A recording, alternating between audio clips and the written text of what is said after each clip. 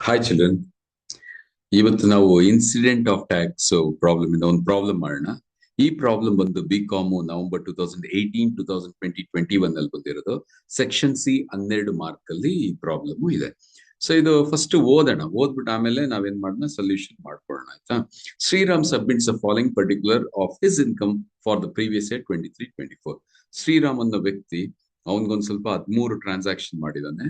ಯಾವ year? Previous year ಅಲ್ಲಿ 23-24. ಒಂದೊಂದಾಗಿ ನೋಡೋಣ. ಈಗ income from house property in Hassan received in Paris rupees 6,50,000. ಈಗ ಏನಂತ ಹೇಳುತ್ತಿದ್ದು, ಹೌಸ್ ಪ್ರಾಪರ್ಟಿ ಇದೆ. ಎಲ್ಲಿದೆ ಅದು? ಹಾಸನ್ ಅಲ್ಲಿದೆ. ಅಂದ್ರೆ ಒಂದು ಮನೆ, ಪ್ರಾಪರ್ಟಿಯಲ್ಲಿ ಮನೆ ಇದೆ. ಅದೆಲ್ಲಿದೆ? ಹಾಸನ್ ಅಲ್ಲಿದೆ. ಹಾಸನ್ ಎಲ್ಲಿದೆ? ನಮ್ಗೆ ಕರ್ನಾಟಕದಲ್ಲಿ. ಕರ್ನಾಟಕ ಎಲ್ಲಿದೆ? ಇಂಡಿಯಾ ಅಲ್ಲಿ. ಸೊ ಬೇಸಿಕಲಿ ಇಂಡಿಯಾ ಅಲ್ಲಿರೋ ಹೌಸ್ ಪ್ರಾಪರ್ಟಿ, ಅದರದ್ದು ಇದು ಅಮೌಂಟ್ ಹ್ಯಾಸ್ ಬೀನ್ ಅಂದ್ರೆ ಟ್ರಾನ್ಸ್ಫರ್ ಮಾಡಿದ್ದಾರೆ. ಎಲ್ಲಿ ರಿಸೀವ್ ಆಗಿದೆ? ಪ್ಯಾರಿಸ್ ಅಲ್ಲಿ, ಫಾರಿನ್ ಅಲ್ಲಿ ರಿಸೀವ್ ಆಗಿದೆ.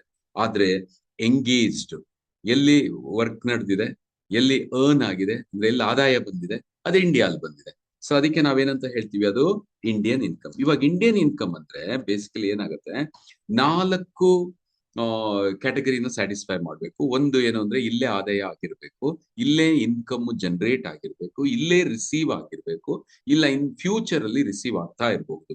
ಅದ್ಯಾವುದೇ ಒಂದು ಇಂಡಿಯಾ ಅಲ್ಲಿ ನಡೆದ್ರೆ ಅದನ್ನ ನಾವೇನಂತ ಹೇಳ್ತೀವಿ? Indian income. ಸೊ ಇಲ್ಲೇನಾಗಿದೆ ಅಂದ್ರೆ, income from house property Hassan ಇರೋದ್ರಿಂದ, ಹಾಸನ್ ಕರ್ನಾಟಕ, ಕರ್ನಾಟಕ ಇಂಡಿಯಾ ಇರೋದ್ರಿಂದ, ಆ ಇನ್ಕಮ್ ಏನೇ ರಿಸೀವ್ ಆಗಿದೆ, ಏನೇ ಅರ್ನ್ ಆಗಿದೆ, ಆದಾಯ ಬಂದಿದೆ, ಅದನ್ನ ನಾವು ಇಂಡಿಯನ್ ಇನ್ಕಮ್ ಅಂತಾನೆ ಟ್ರೀಟ್ ಮಾಡ್ತೀವಿ. ಈಗ ಎರಡನೇದಕ್ಕೆ ಹೋಗೋಣ. Salary income from an Indian employer received in New York for 2 months 75,000 per month. Salary income, Indian employer ಏನ್ ಮಾಡ್ತಾನೆ, ಒಂದು ಎಂಪ್ಲಾಯಿ, ಅವ್ರ ಎಂಪ್ಲಾಯಿ ಎಲ್ಲಿ ವರ್ಕ್ ಮಾಡ್ತದೆ? ನ್ಯೂಯಾರ್ಕ್. ಎಷ್ಟು ತಿಂಗಳು? 2 ತಿಂಗಳು. ಅಂದ್ರೆ 75,000 ಇಂಟು 2, 1,50,000 ಎಲ್ಲಿ ರಿಸೀವ್ ಆಗಿದೆ ಅವನ್ಗೆ? ನ್ಯೂಯಾರ್ಕ್ ಅಲ್ಲಿ. ಆದ್ರೆ ಅವ್ನ್ ಕೆಲಸ ಮಾಡೋ ವಾಸ ಇದು ಎಲ್ಲಿ? ಮೇನ್ ಸೋರ್ಸ್ ಬಂದು, ಮೇನ್ ವರ್ಕ್ ಬಂದು ಇಂಡಿಯಾ ಅಲ್ಲಿ. ಸೊ ಎಲ್ಲೇ ರಿಸೀವ್ ಆಗಿ ಇಂಡಿಯಾಲ್ ಕೆಲಸ ಮಾಡ್ತಾವ ಅಂತಾನೆ. ಸೊ ನಾವೇನ್ ಮಾಡ್ತೀವಿ? ಇಂಡಿಯನ್ ಇನ್ಕಮ್ ಅಂತ ಟ್ರೀಟ್ ಮಾಡ್ತೀವಿ. ಇನ್ನ ಒಂದು ಇಂಡಿಯನ್ ಇನ್ಕಮ್ ಅಂದ್ರೆ ಮೂರು ಇದ್ರಲ್ಲೂ ಟ್ಯಾಕ್ಸಬಲ್. ಯಾವ್ದು? ಒಂದು ರೆಸಿಡೆಂಟ್ ಅಂಡ್ ಆರ್ಡಿನರಿಲಿ ರೆಸಿಡೆಂಟ್, ಎರಡನೇದು resident but not ordinarily resident, ಮೂರನೇದು ನಾನ್ ರೆಸಿಡೆಂಟ್. ಮೂರು ಕ್ಯಾಟಗರಿಯಲ್ಲೂ ಇಟ್ ಈಸ್ ಅ ಟ್ಯಾಕ್ಸಬಲ್. ಆಯ್ತಾ? ನೆಕ್ಸ್ಟ್ ಹೋಗೋಣ. Income from a business in Mumbai received in Bangalore 40% remitted to Nepal. So ಏನಾಗುತ್ತೆ, ನಮ್ ಬಿಸ್ನೆಸ್ ಎಲ್ಲಿದೆ? ಮುಂಬೈ ಎಲ್ಲಿದೆ? ಇಂಡಿಯಾ ಅಲ್ಲಿದೆ. ಅದೇ ರೀತಿ ರಿಸೀವ್ ಆಗಿರೋದಲ್ಲಿ ಬ್ಯಾಂಗ್ಳೂರು. ಒಂದು ಬಿಸ್ನೆಸ್ ಇರೋದು ಮುಂಬೈಯಲ್ಲಿ, ಅಮೌಂಟ್ ರಿಸೀವ್ ಆಗಿರೋದು ಬೆಂಗಳೂರು. ಎಲ್ಲನ ರೆಮಿಟ್ ಮಾಡ್ಲಿ, ಆದ್ರೆ ಈ 2 ಕಂಡೀಷನ್ಸ್ ಸ್ಯಾಟಿಸ್ಫೈ ಆಗ್ತಾ ಇದೆ. ಇಂಡಿಯಾ ಅಲ್ಲೇ 2 ಇರೋದ್ರಿಂದ, ಬಿಸ್ನೆಸ್ ಇರೋದ್ರಿಂದ ನಾವಂತ ಏನಂತ ಹೇಳ್ತೀವಿ? Indian income. ಇದು ಅಷ್ಟೇ, 3 ಕ್ಯಾಟಗರಿಯಲ್ಲೂ it is taxable. Next, dividend from foreign company received in Chennai. Chennai ಎಲ್ಲಿದೆ? ಇಂಡಿಯಾ ಅಲ್ಲಿದೆ. ತಮಿಳ್ನಾಡು ಇಂಡಿಯಾ ಅಲ್ಲಿದೆ. ಸೊ ಡಿವಿಡೆಂಟ್ ಫಾರಿನ್ ಕಂಪನಿಯಲ್ಲಿ ಡಿವಿಡೆಂಟ್ ಬಂದಿರೋದು, ಶೇರ್ಸ್ ಮೇಲೆ ಹಾಕಿರೋದು ಏನಾಗಿದೆ? ಡಿವಿಡೆಂಟ್ ಬಂದಿದೆ, ಅಂದ್ರೆ ಹಣ ಬಂದಿದೆ. ಅದು ಎಲ್ಲಿ ರಿಸೀವ್ ಆಗಿದೆ? ನಮ್ಗೆ ಚೆನ್ನೈಯಲ್ಲಿ. ಇಂಡಿಯಾ ಒಳಗೆ ರಿಸೀವ್ ಆಗಿದ್ರೆ ನಾವೇನಂತ ಹೇಳ್ತೀವಿ? ಅದು Indian income. So Indian income ಅಂದ್ರೆ it is taxable in 3 case. Income from a business in Hong Kong and business controlled from Tumakuru. ನೋಡಿ, ಬಿಸ್ನೆಸ್ ಎಲ್ಲಿರೋದು? ಹಾಂಗ್ಕಾಂಗ್ ಅಲ್ಲಿ ಇರೋದು, ಫಾರಿನ್ ಅಲ್ಲಿ ಇರೋದು. ಆದ್ರೆ ಕಂಟ್ರೋಲ್ ಎಲ್ಲಿ ಮಾಡಿದ್ದಾರೆ? ತುಮಕೂರು. ಅಂದ್ರೆ ಹೆಡ್ ಆಫೀಸ್ ಅಲ್ಲಿ ಇರೋದು ತುಮಕೂರಲ್ಲಿರೋದು. ಸೊ ಅದನ್ನ ನಾವು ಏನಂತ ಹೇಳ್ತೀವಿ? Controlled income. ಇವಾಗ ಅದೇ ಇದ್ರಲ್ಲಿ ಏನಂತ ಕ್ಯಾಟಗರಿಯಲ್ಲಿ ಏನ್ ಹೇಳ್ತಾರೆ? 25% ರಿಸೀವ್ಡ್ ಇನ್ ತುಮಕೂರು. ತುಮಕೂರಿಗೆ ಏನ್ ಎಲ್ಲಿದೆ? ಕರ್ನಾಟಕ ಇಂಡಿಯಾ ಅಲ್ಲಿ. ಸೊ 25% ಎಲ್ಲಾಗಿದೆ? ಇಂಡಿಯಾ ಅಲ್ಲಿ ರಿಸೀವ್ ಆಗಿದೆ ಅಮೌಂಟ್. ಅದನ್ನ ಏನಂತ ಹೇಳ್ತೀವಿ ನಾವು? Indian income. ಆಯ್ತಾ? 2 ಇನ್ಕಮ್ ಬರುತ್ತೆ. ಒಂದು ಕಂಟ್ರೋಲ್ಡ್. ಯಾಕೆ ಕಂಟ್ರೋಲ್ಡ್ ಅಂದ್ರೆ, ಬಿಸ್ನೆಸ್ ಅಲ್ಲಿ ಇದೆ ಹಾಂಗ್ಕಾಂಗ್ ಅಲ್ಲಿ. ಎಲ್ಲಿಂದ ಎಲ್ಲಿ ಹೆಡ್ ಆಫೀಸ್ ಇಂದ ಕಂಟ್ರೋಲ್ ಮಾಡ್ತವ್ರೆ? ತುಮಕೂರು. ಇಂಡಿಯಾ ಇಂದ ಕಂಟ್ರೋಲ್ ಮಾಡ್ತವ್ರೆ ಹಾಂಗ್ಕಾಂಗ್ಗೆ. So that is controlled income. 25% received in Tumakuru, ಅಂದ್ರೆ ಇಂಡಿಯಾ ಅಲ್ಲಿ 25% ಬಂದಿದೆ 15 ಲಕ್ಷದಲ್ಲಿ. ಸೊ 15 ಲಕ್ಷದಲ್ಲಿ 25% ಅಂದ್ರೆ 3,75,000. ಅದನ್ನ ನಾವು ಇಂಡಿಯನ್ ಇನ್ಕಮ್ ಅಂತ ಹೇಳ್ತೀವಿ. ಇಂಡಿಯನ್ ಇನ್ಕಮ್ 3 ಕ್ಯಾಟಗರಿಯಲ್ಲೂ ಟ್ಯಾಕ್ಸಬಲ್. ವೆರಾಸ್ ಕಂಟ್ರೋಲ್ಡ್ ಇನ್ಕಮ್ 2 ಇದರಲ್ಲಿ ಟ್ಯಾಕ್ಸಬಲ್. ಯಾವ್ದು? Resident and ordinarily resident, resident but not ordinarily resident. ಇದೆರಡರಲ್ಲೂ ಟ್ಯಾಕ್ಸಬಲ್. ನಾನ್ ರೆಸಿಡೆಂಟ್ ಅಲ್ಲಿ ಟ್ಯಾಕ್ಸ್ ಫ್ರೀ. ಅಂದ್ರೆ ಟ್ಯಾಕ್ಸ್ ಫ್ರೀ ಅಲ್ಲ, ನಾಟ್ ಟ್ಯಾಕ್ಸಬಲ್ ಅಂತ ಹೇಳ್ಬೋದು. Next, interest in post office S B account, saving bank account in Bengaluru so directly ಬೆಂಗಳೂರಲ್ಲೇ ಇರೋದು, interest ಇಲ್ಲೇ ಸಿಕ್ಕಿರೋದು ಇಂಡಿಯನ್ ಇನ್ಕಮ್ ಅಂತ ಹೇಳ್ಬೋದು. Taxable in all the 3 case. ಆದ್ರೆ ಒಂದು ಟ್ವಿಸ್ಟ್ ಇದೆ ಇಲ್ಲಿ. ಜಾಯಿಂಟ್ ಅಕೌಂಟ್ ಅಂತ ಇದೆ ನಮ್ಮಲ್ಲಿ. ಏನಂತ ಹೇಳುತ್ತೆ, interest on S B account, any interest received on S B account 14,500 ಇಲ್ಲಿ ಹೇಳಿದ್ದಾರೆ. ಜಾಯಿಂಟ್ ಅಕೌಂಟ್ ಅಂದ್ರೆ the exemption is for 7,000 exemption ಇದೆ. ಟ್ಯಾಕ್ಸಬಲ್ ಎಷ್ಟಾಯ್ತು? 7,500 taxable in all the 3 cases. ಆಯ್ತಾ? ಅರ್ಥ ಆಯ್ತಾ? Okay. Income from agriculture land in Sri Lanka 50% received in India rupees 2,05,000. Agriculture land ಎಲ್ಲಿದೆ ನಮ್ಗೆ? ಶ್ರೀಲಂಕಾ ಅಲ್ಲಿದೆ. Sri Lanka it's a foreign country. So ನಾನೇನ್ ಮಾಡ್ತೀನಿ, ಫಾರಿನ್ ಅಂತ ಹಾಕ್ತೀನಿ, ಫಾರಿನ್ ಇನ್ಕಮ್. ಆದ್ರೆ ಒಂದು ಟ್ವಿಸ್ಟ್, 50% ರಿಸೀವ್ಡ್ ಇನ್ ಇಂಡಿಯಾ, 50% ಎಲ್ಲಿ ರಿಸೀವ್ ಆಗಿದೆ? ಇಂಡಿಯಾ ಅಲ್ಲಿ ಆಗಿದೆ. ಅದನ್ನ ನಾನೆಂತ ಹೇಳ್ತೀನಿ, ಇಂಡಿಯನ್ ಇನ್ಕಮ್. ಎಷ್ಟು ಬರೀಬೇಕು? 2,05,000 ಅಲ್ಲಿ ನಮ್ಗೆ 1,02,500 ಮೋಸ್ಟ್ಲಿ ಅದು ಟ್ಯಾಕ್ಸಬಲ್ ಆಗುತ್ತೆ. ಅಂದ್ರೆ 50% ಅದು ಇಂಡಿಯನ್ ಇನ್ಕಮ್ ಮೂರಲ್ಲೂ ಟ್ಯಾಕ್ಸಬಲ್. ಫಾರಿನ್ ಇನ್ಕಮ್ ಅಂದ್ರೆ only one column, that is resident and ordinary resident ಅಲ್ಲಿ ಮಾತ್ರ ಹಾಕೋಬೇಕು ನಾವು. Next, share from HUF rupees 60,000. Share, any share received from Hindu undivided family, it is exempted. Any profit also received from Hindu undivided family, it is exempted. ಅದಕ್ಕೆ ಅದು ಎಲ್ಲೂ ಬರಲ್ಲ, tax free ಬಂದ್ಬಿಡುತ್ತೆ. 3 ಕ್ಯಾಟಗರಿಯಲ್ಲಿ it's a tax free. Next, royalty received in India for the service rendered in Japan. Royalty receive, anything received in India, India ಒಳಗೆ ನಾವು receive ಆದ್ರೆ irrespective ಎಲ್ಲನ ಇರ್ಲಿ, ಅದೇನಾಗುತ್ತೆ ನಮ್ಗೆ ಇಂಡಿಯನ್ ಇನ್ಕಮ್ ಆಗುತ್ತೆ. ಅಂದ್ರೆ 6 ಲಕ್ಷ 3 ರೋ ಅಲ್ಲಿ ನಾವು ಇದು ಟ್ಯಾಕ್ಸಬಲ್ ಅಂತ ಹಾಕೊಳ್ತೀವಿ. ಯಾವ್ದ್ರಲ್ಲಿ? ROR, RNOR, NR. Interest earned on USA government bonds received in London rupees 1,75,000. ನೋಡಿ, interest on government USA government bonds, ಇಂಡಿಯಾದಲ್ಲ, USA ಗವರ್ಮೆಂಟ್ ಬಾಂಡ್ಸ್ ಅಲ್ಲಿ ಇನ್ವೆಸ್ಟ್ ಮಾಡಿದ್ದು, ಅದು ಇಂಟ್ರೆಸ್ಟ್ ಎಲ್ಲಿ ರಿಸೀವ್ ಆಗಿದೆ? ಲಂಡನ್ ನಲ್ಲಿ rupees 1,75,000. ಇಂಡಿಯಾದಲ್ಲಿ ಏನು ಬಂದಿಲ್ಲ, ರಿಸೀವ್ ಆಗಿಲ್ಲ, ಅರ್ನ್ ಆಗಿಲ್ಲ, ಏನೂ ಆಗಿಲ್ಲ, ಫಾರಿನ್. ಸೊ ನಾನು ಏನಂತ ಹೇಳ್ತೀನಿ, ಫಾರಿನ್ ಇನ್ಕಮ್.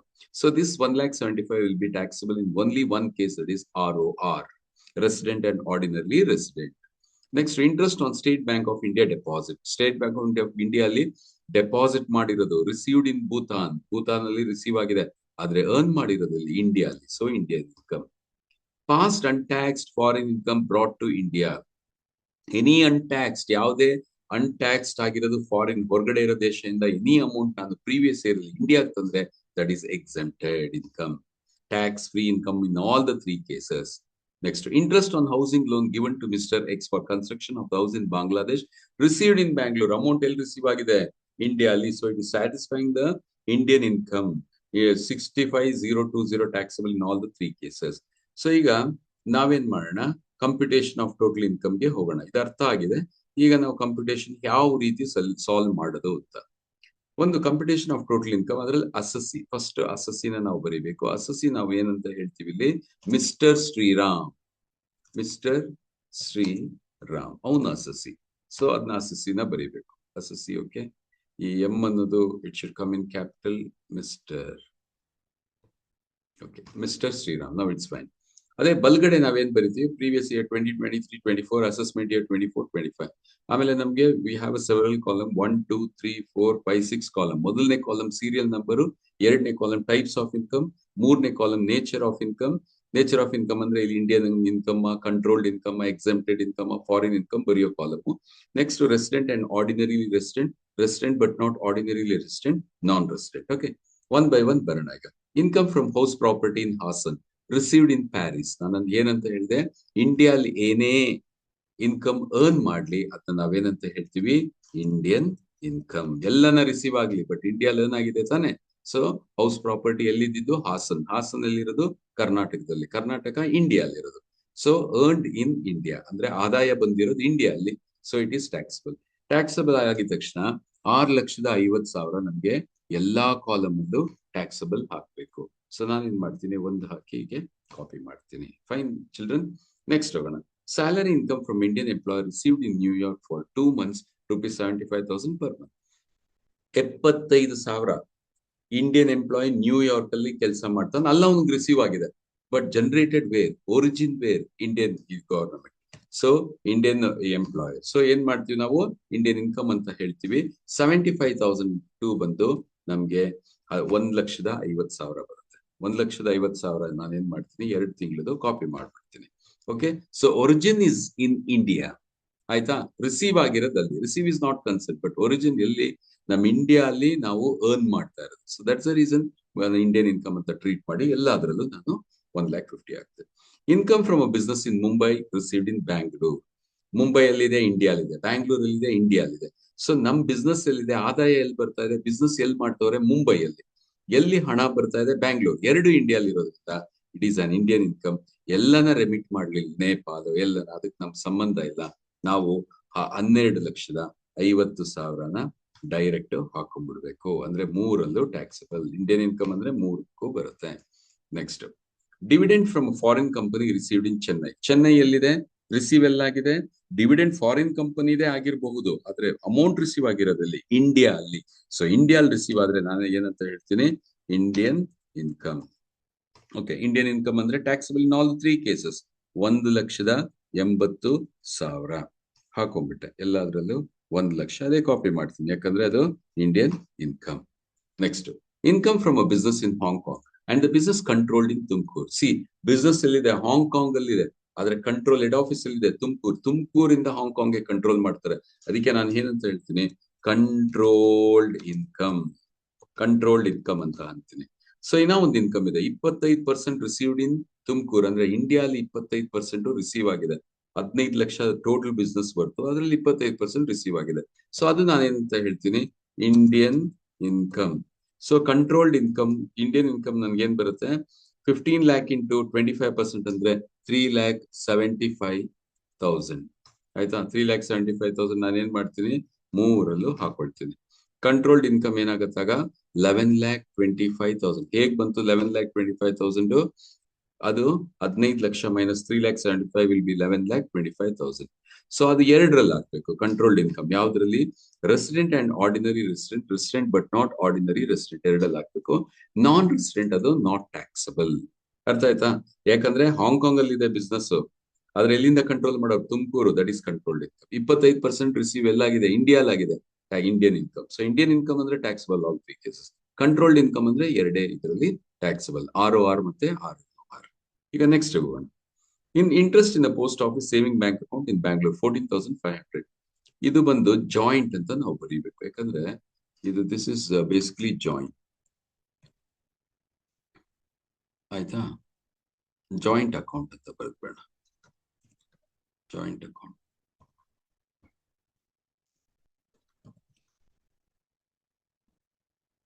ಜಾಯಿಂಟ್ ಅಕೌಂಟ್ ಏನಂತ ಹೇಳುತ್ತೆ, C, there is exemption of 7,000.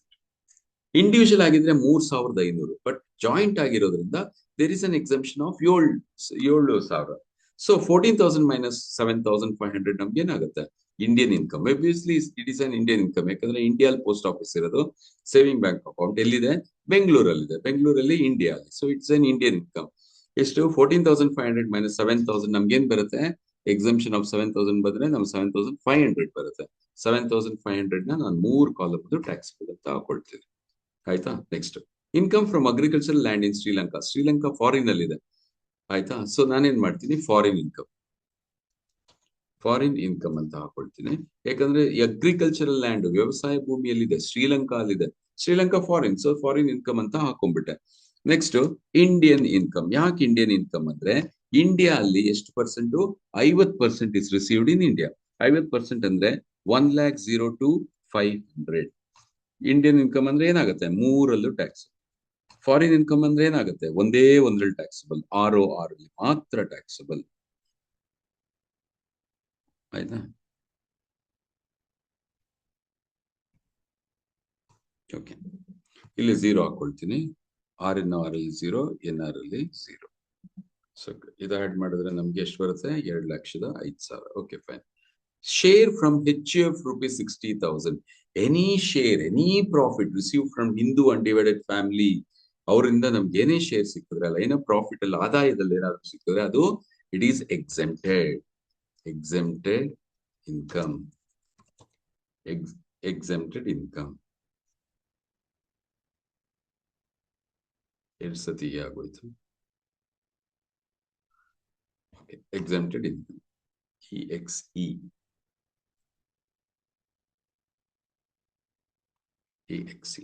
Okay. Exempted income ಎಷ್ಟು ಅಂದ್ರೆ ಯಾವ್ದ್ರಲ್ಲೂ ಎಲ್ಲಾ ಕ್ಯಾಟಗರಿಯಲ್ಲೂ ಟ್ಯಾಕ್ಸ್ ಫ್ರೀ ಹಾಕ್ಬೇಕು. ಟ್ಯಾಕ್ಸ್ ಫ್ರೀ ಹಾಕಿದ್ರೆ ನನಗೆ ಟೋಟಲಿಂಗ್ ಬರಲ್ಲ, ಅದರಿಂದ ನಾನು ಏನ್ ಮಾಡ್ತೀನಿ, 0 ಅಂತ ಹಾಕೊಳ್ತೀನಿ. Okay. Next, royalty received in India for the service rendered in Japan. ಇಂಡಿಯಾಲ್ ಏನೇ ರಿಸೀವ್ ಆಗಲಿ, close the eyes Indian income ಅಂತ ಹಾಕೋಬಿಡಿ. ಎಲ್ಲನಾ ರೆಂಡರ್ ಆಗಲಿ ಸರ್ವಿಸ್, ಇಂಡಿಯಾದಲ್ಲಿ ಏನಾಗಿದೆ, ದುಡ್ಡು ರಿಸೀವ್ ಆಗಿದೆ. ಎಷ್ಟಾಗಿದೆ, 6 ಲಕ್ಷ. 6 ಲಕ್ಷ ಇಂಡಿಯನ್ ಇನ್ಕಮ್ ಅಂದ್ರೆ ಏನಾಗುತ್ತೆ, 3ರಲ್ಲೂ ಟ್ಯಾಕ್ಸಬಲ್. 3 ಅಂದ್ರೆ ROR, RNOR, NR. Okay. Next, interest earned on USA government bond received in London. ಇಂಡಿಯಾಕ್ಕೆ ಸಂಬಂಧನೇ ಇಲ್ಲ. ಯಾವುದು ಹೊರಗಡೆ ದೇಶ ಅಲ್ಲಿ USA ಗವರ್ನಮೆಂಟ್ ಬಾಂಡ್ಸ್ ಅಲ್ಲಿ ಇಂಟ್ರೆಸ್ಟ್ ಬರ್ತಾ ಇದೆ, ಬಾಂಡ್ ಅಲ್ಲಿ ದುಡ್ಡು ಹಾಕಿದ್ದಾರೆ, ದುಡ್ಡು ಬರ್ತಾ ಇದೆ, ಇಂಟ್ರೆಸ್ಟ್ ಬರ್ತಾ ಇದೆ. ಅದೆಲ್ಲಿ ರಿಸೀವ್ ಆಗ್ತಾ ಇದೆ, ಲಂಡನ್. ಸೊ ಏನಾಗುತ್ತದು, ಫಾರಿನ್ ಇನ್ಕಮ್. ಫಾರಿನ್ ಇನ್ಕಮ್ ಅಂದಿದ ತಕ್ಷಣ ಯಾವ್ದ್ರಲ್ಲಿ, ಒಂದ್ರಲ್ಲಿ ಮಾತ್ರ taxable, resident and ordinary resident. ಮಿಕ್ಕಿದ 2 ಟ್ಯಾಕ್ಸಬಲ್ ಬರಲ್ಲ, 0 ಅಂತ ಹಾಕೊಂಡ್ಬಿಡ್ತೇನೆ. Next, interest on SBI State Bank of India deposit received in Bhutan. State Bank of India ಎಲ್ಲಿದೆಪ್ಪ, ಇಂಡಿಯಾ ಅಲ್ಲಿದೆ. ಇಂಟ್ರೆಸ್ಟ್ ಎಲ್ಲಿದೆ, ಅಲ್ಲಿಂದ ಸಿಕ್ಕಿದೆ. ಇಂಡಿಯಾ ಅಲ್ಲಿ ಅರ್ನ್ ಮಾಡಿರೋದು ಅಂದ್ರೆ ದುಡ್ದಿರೋದು, ಎಲ್ಲಿ ನಾವು ಕಳಿಸ್ತಾ ಇರೋದು, ಭೂತಾನ್ ಅಲ್ಲಿ ಸಿಕ್ಕಿದೆ. So it is an Indian income. ಯಾಕಂದ್ರೆ ಇಂಡಿಯಾಲಿ ಅರ್ನ್ ಮಾಡಿರೋದು 7080 taxable in all the 3 case. ಯಾಕಂದ್ರೆ ಇಂಡಿಯನ್ ಇನ್ಕಮ್ ಅಂದ್ರೆ 3ರಲ್ಲೂ taxable. Next, past untaxed income brought to India. ಯಾವುದೇ ಟ್ಯಾಕ್ಸ್ ಪಾಸ್ಟ್ ಅನ್ಟ್ಯಾಕ್ಸ್ ಅಂದ್ರೆ ಹಿಂದಿನ ಕಾಲದಲ್ಲಿ ಏನು ಟ್ಯಾಕ್ಸ್ ಇಡದೇ ಇರೋದು ಇಂಡಿಯಾಗೆ ತಗೊಂಬಂದ್ರೆ ಅದು ಎಕ್ಸೆಂಪ್ಟೆಡ್ ಇನ್ಕಮ್, ಟ್ಯಾಕ್ಸಬಲ್ ಆಗಲ್ಲ. ಟ್ಯಾಕ್ಸ್ ಫ್ರೀ ಆಗುತ್ತೆ. ಆದ್ರೆ ನಾನು ಇಲ್ಲಿ ಟ್ಯಾಕ್ಸ್ ಫ್ರೀ ತೋರ್ಸಕ್ಕಾಗಲ್ಲ, ಯಾಕಂದ್ರೆ ಟೋಟಲ್ ಪ್ರಾಬ್ಲಮ್ ಆಗೋದ್ರಿಂದ 0 ಹಾಕೊಳ್ತೀವಿ. ನೆಕ್ಸ್ಟ್ ಏನಿದೆ ನಮ್ಗೆ, ಮೋಸ್ಟ್ಲಿ ಲಾಸ್ಟ್ ಬಂದಿದ್ದು, interest on housing loan given to mister X for construction of house in Bangladesh received in Bangalore ಇದೆ. ಕ್ಲೋಸ್ ಯರ್ ಐಸ್ ಹಾಕೊಂಡ್ಬಿಡಿ ಇಂಡಿಯನ್ ಇನ್ಕಮ್. ಯಾಕಂದ್ರೆ ಇಂಡಿಯಾಲಿ ರಿಸೀವ್ ಆಗಿರೋದು ಅಮೌಂಟ್ ಎಷ್ಟು, ಅಮೌಂಟ್ ನಮ್ಗೆ 65,020 ಏನ್ ಮಾಡ್ತೀವಿ ನಾವು, ಎಲ್ಲಾದ್ರಲ್ಲೂ ಹಾಕೋತೀವಿ. ಆಯ್ತಾ, all 3 columns we are going to put 65,020. ನನ್ಗೆ ಟೋಟಲ್ ಎಷ್ಟು ಬಂದಿದೆ, gross total income resident and ordinary resident ಎಷ್ಟು ಬಂದಿದೆ, 47,89,600. 47,89,600. Okay. Resident but not ordinarily resident ಅಲ್ಲಿ ನಮ್ಗೆ ಏನ್ ಬಂದಿದೆ, 45,12,100. 45,12,100. ಆಯ್ತಾ. ನಾನ್ ರೆಸಿಡೆಂಟ್ ಅಲ್ಲಿ ಎಷ್ಟು ಬಂದಿದೆ, 33,87,100. 33,87,100. So this is a gross total income with respect to resident and ordinary resident but not ordinary resident, non-resident. ಮಕ್ಕಳೇ, ಇವಾಗ ಮೋಸ್ಟ್ಲಿ ಐ ಥಿಂಕ್ ಚಿಲ್ಡ್ರನ್ ನೀವು ಅರ್ಥ ಆಗಿರುತ್ತೆ. ಇನ್ ಕೇಸ್ ನಿಮ್ಗೆ ಅರ್ಥ ಆಗಿಲ್ಲ ಅಂದ್ರೆ ಕಮೆಂಟ್ ಸೆಕ್ಷನ್ ಅಲ್ಲಿ ಹಾಕಿ, ಸೊ ದಟ್ ನಾನು ವಾಪಸ್ ಬಂದು ನಿಮ್ಗೆ ಹೇಳ್ಕೊಡ್ತೀನಿ. ಇನ್ನ ಯಾವ್ದು ಈಸಿ ವೇ ಅಲ್ಲಿ ಬೇಕಂದ್ರೆ ಹೇಳ್ಕೊಡ್ತೀನಿ. Okay children. Okay, thanks lot for ಈ ವಿಡಿಯೋ ವಾಚ್ ಮಾಡೋದಕ್ಕೆ. Thanks lot. Thank you.